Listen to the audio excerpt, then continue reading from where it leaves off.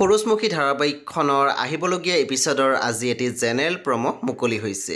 General প্ৰমোটোৰ প্ৰথম ভাগতে আমি দেখিবলৈ পাইছোঁ শুনে কৈ আছিল, আজি বিহুৰ দিনা ঘৰখনত এনেকুৱা এটা পৰিৱেশ হ'ব বুলি মই ভবাই নাছিলোঁ। মা দেউতাটো নাইয়ে, বাৰ লগতো যে এইবোৰ কি ঘটি আছে।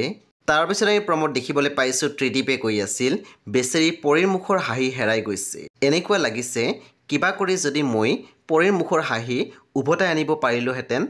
তাৰপিছত আমি প্ৰমোত দেখিবলৈ পাইছোঁ শুনে কৈ আছিল, পত্নী হৈছে ঘৰৰ লখিমী। লখিমীৰ হাতত পইচা থাকিলে স্বামীৰ উন্নতি হয়। গতিকে মোৰ উন্নতি হোৱাটো তুমি নিবিচাৰা জানো?